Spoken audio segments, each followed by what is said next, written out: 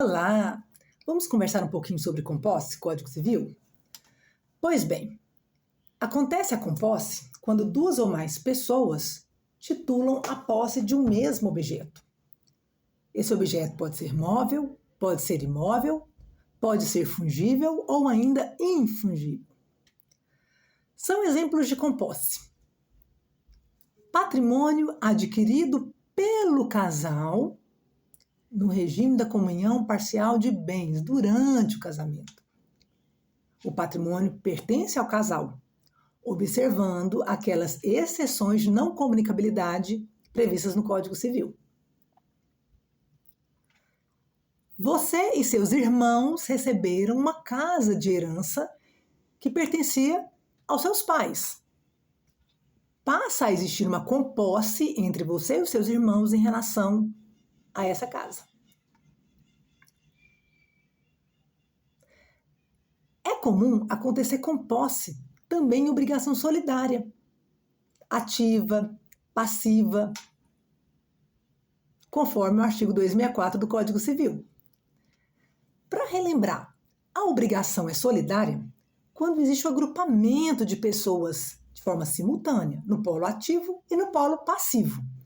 No polo ativo, credor, no polo passivo, devedor. Imagine um casal que alugou o imóvel que pertence a eles para um outro casal. Nós temos aí uma obrigação solidária. Duas ou mais pessoas, nesse exemplo, duas no polo ativo, duas ou mais pessoas no polo passivo. Nesse exemplo, duas pessoas no polo passivo. Então, observem, duas pessoas no polo ativo, duas pessoas no polo passivo de forma simultânea. Obrigação solidária. Então, existe uma composse na posse indireta, no polo ativo, e uma composse temporária, no polo passivo, na posse direta. Entre essas duas pessoas, esse casal aí, que são os inquilinos, os locatários. Obrigação solidária ativa. Dois ou mais credores e um devedor.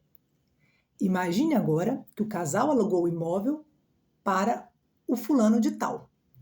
Observem que no polo ativo nós temos a figura do casal, duas pessoas, dois credores. No polo passivo, uma pessoa.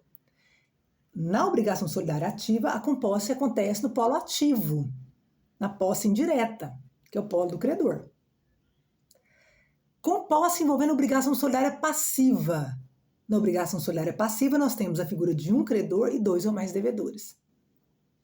Então, imagine que o A alugou o seu imóvel para o B, o C e o D. E o nome de B, C e D figuram no contrato, como inquilinos, ou seja, como devedores, como locatários. Neste último exemplo, da obrigação solidária passiva, a composse acontece entre esses devedores solidários, de forma temporária, porque a posse direta ela é temporária.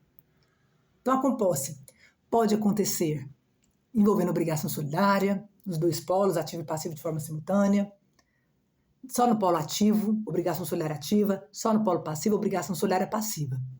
Importante lembrar que, em relação à obrigação solidária passiva, a composse ela é temporária, porque o polo passivo envolve posse direta, que é posse temporária. Então, se eu tenho 3 inquilinos em obrigação solidária passiva, eu sou a única credora e tenho 3 inquilinos, se o aluguel tem o prazo de 1 ano, durante 1 ano, eles têm uma composse que é temporária, a posse direta, que é uma posse temporária transitória, né? O prazo de 1 ano.